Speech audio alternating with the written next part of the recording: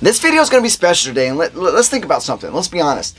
Most bands, the lead singer, the man front and center, usually gets most of the attention, and rightly so. He's the guy usually putting on the show. The rest of the guys in the background, they're using their talents on their instruments to just make it even better, most cases.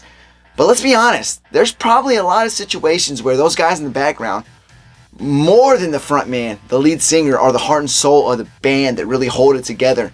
And there's not one person that comes to mind more to me than the guitarist of Limp Bizkit, the man himself, Wes Borland. What is going on, everybody? Welcome back, music lovers, especially my rock music lovers. So I'm going to get right to the point. Wes Borland, man, that guy is the definition of unique and absolutely so much talent there. And when you think about Limp Bizkit, the prime, I'm talking about late 90s, early 2000s, when nu metal was just at the forefront of every show on MTV. I mean, played all over the radio. The likes of Korn, Limp Bizkit, Linkin Park. I mean, those guys were getting their rounds, and they were absolutely incredible at that time. But Limp Bizkit, looked at it a little different, and I'm going to say it's because of Fred Durst. I mean, Fred Durst, he kind of put off that vibe as a douchebag, frat boy style type person, and a lot of people viewed him that way, and that's what kind of got Limp Bizkit frowned upon more than the likes of the other bands that were just looked at as talented bands. But don't have any mistake about it, Limp Bizkit was talented, and those guys that were behind Fred were the reason why.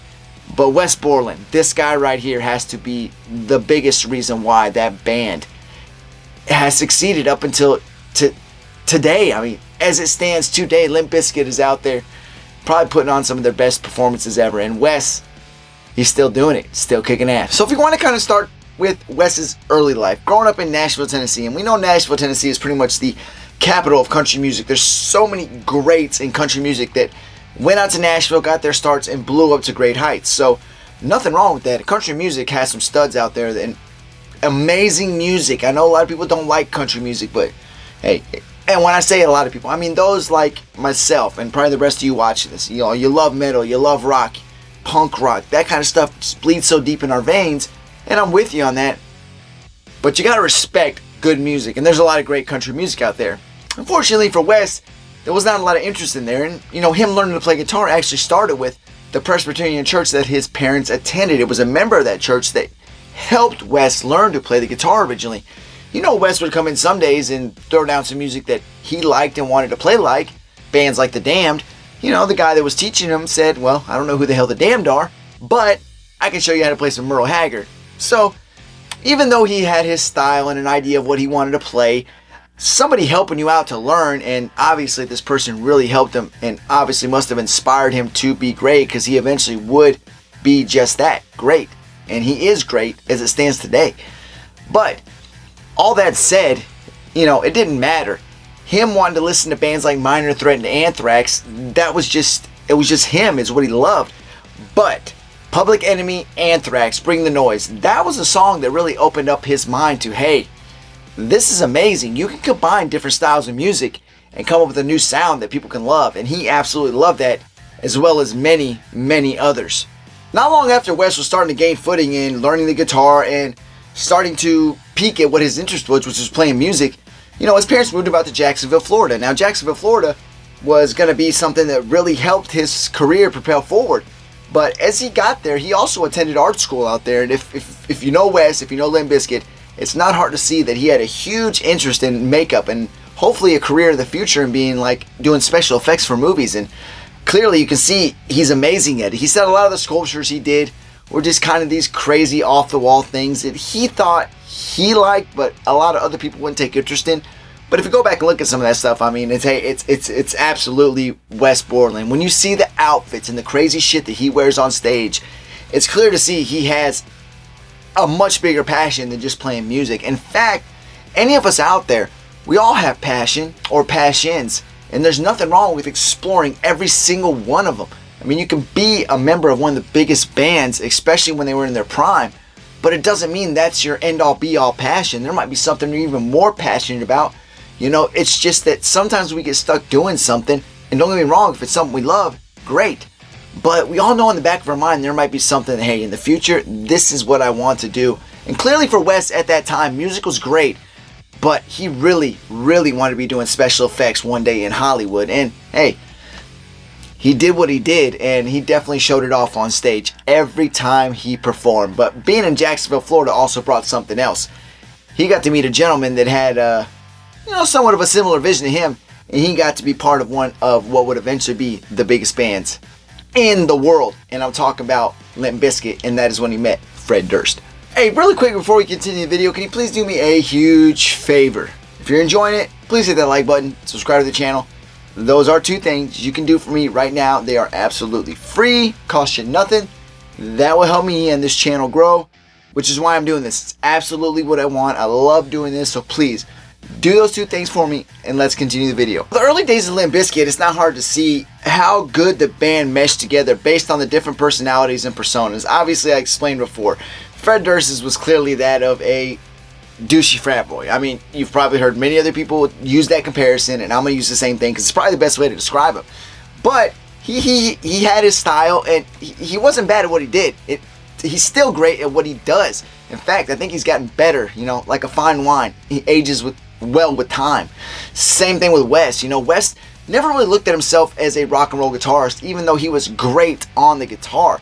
Clearly he had his passion, that was visual art. So when he got on stage, whether he was wearing underwear and boots and long hair, pigtails, or he had a monkey costume and face painted up in some kind of crazy design, that was his way of showing his passion, but also being a guitarist at the same time. So I don't mean to disrespect when I say this. I think that's kind of how Wes looked at himself. He was an artist. He wanted to put his art out on stage for the world to see, but he was a badass guitarist at the same time. And there's many different songs that Limp Bizkit's done, whether it was their debut album or anything that came after that. The riffs that he puts on these songs are so unique and amazing, kind of in comparison to Tom Morello. Not saying they're the same style, but the way Tom played the guitar was so unique. I mean, the way he slapped the strings, the way he made these crazy sounds, and it was just something he created all his own. And everything that Wes did reminds me of that. He's created so many crazy riffs with different styles of guitars, and it's just not hard to see that art influence. And that's why Wes being in Limp Bizkit was probably the greatest thing to ever happen to the band, and definitely helped them reach the heights of success that they would come to see in future. I mean, it's just amazing. You cannot understate Wes's presence in that band. So let's just talk about really, I'm going to say the prime of Limp Bizkit. I'm talking about late 90s, early 2000s, pretty much 99 all the way to the end of 2001. Now, they were huge, on top of the world. I mean, Chocolate Starfish and the Hot Dog Flavored Water, one of the biggest, best albums that they've ever done. I mean, $3 Bill Y'all, their first album, absolutely loved it. Everything they've done, I've absolutely loved. With a little gray area, which we'll get into in a little bit. But, Wes left the band in 2001. And to that lead up, it pretty much was, obviously Wes was doing what he did. His image was sometimes portrayed as, hey, a gimmick for attention. The guy in the band that was supposed to draw that attention. That was not what Wes was doing that for. Wes had an artistic style about him, and that's just how he was expressing it. And if you look at it today and hear him talk, that's exactly what it was, plain and simple. But Fred, again, the lead singer, the man front and center, his style was absolutely the one that most of the fans gravitated to. The t-shirt, the backwards red hat, and that's what it was all about. But you know what? Fred was he was a hell of a marketer. He marketed that band to the fullest, and he did it an amazing job at it. I'll say that. Got to give him a lot of credit for that. So that was where the riff started before Wes left in 2001. I think it was the way the fans were looking at the band, and him just wasn't going in the direction he wanted to, and they didn't like how he was being perceived. And and with any other band, sometimes there's going to be those moments where sometimes one member or 2 members or just the whole band in general is going to need a break. And in 2001, that was when Wes needed a break, and he did. When he left Limp Bizkit, he went on to do another project, which I think really, well, it was definitely something special. So after leaving Limp Bizkit in 2001, I'm saying he started a new project. Really, it wasn't new. He'd actually started it in 1998, but it was 2001 when he was out of Limp Bizkit at that time. His brother Scott Borland, they got together and they, did a band called Big Dumb Face. Now, Big Dumb Face was completely inspired, according to Wes, by Ween and the band Mr. Bungle, which I absolutely can see that. If you've ever seen anything Big Dumb Face has done or heard their music, you can see the comparisons and see the inspiration there. And Mr. Bungle, that's another band we'll do another video on another time. And Mike Patton's genius is 100% in full effect with Mr. Bungle, and even anything he did with Faith No More, which is completely two different worlds if you ask me. But Mike Patton's genius is seen in everything that guy touches. But again, another time.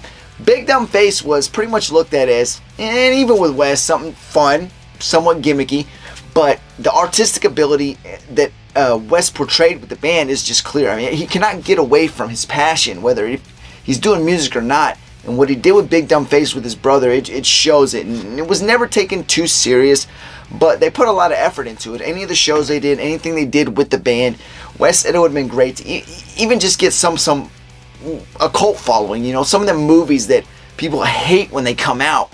Boondock Saints, you know, one that comes to mind right off the bat. It didn't do well when it came out, but it eventually, just like The Crow, gained that cult following that turned it into something larger than life way after it originally came out. Same thing with Big Dumb Face. It did gain a following and a fan base, and not much more that you can ask for when it's something that you didn't have high expectations for, which him and his brother did not.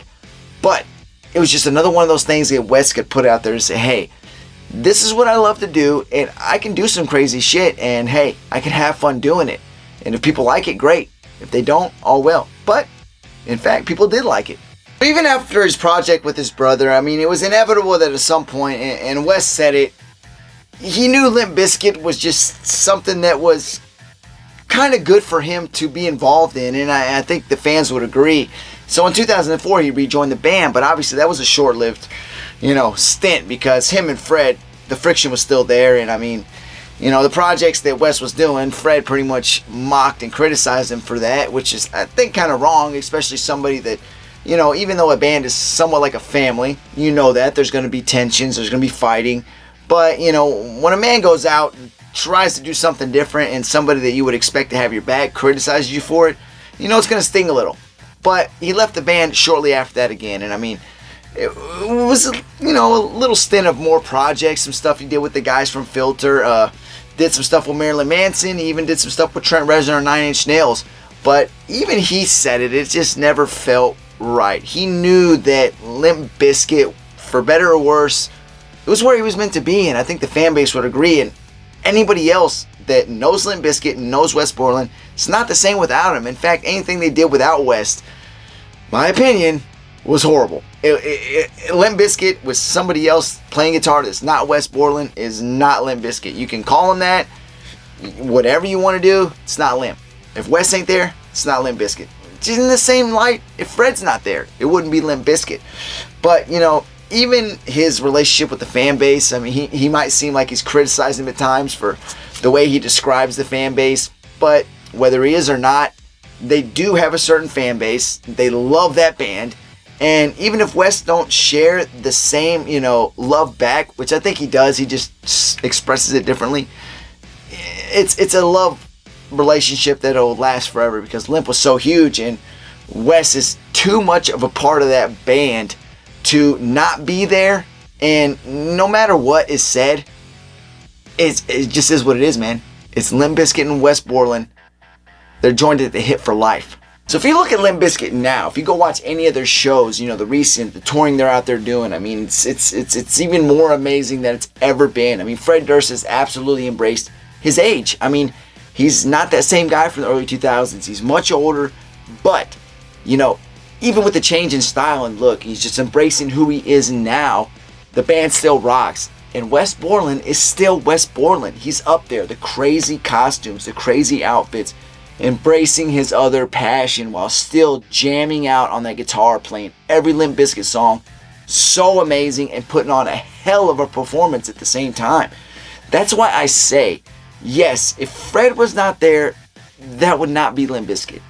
But Wes Borland being there from day one, that guy is the glue, because clearly we know what Limp Bizkit is without Wes. We've seen it. It's nowhere near the same. We've never seen it without Fred. so we could be having this same video about him just in a different context. But no matter what, in my opinion, Wes Borland is that glue that holds Limp Bizkit together and makes them who they are. The guy's talent, undeniable. His artistic ability, unmatched. It's not a gimmick, man. That's who Wes is.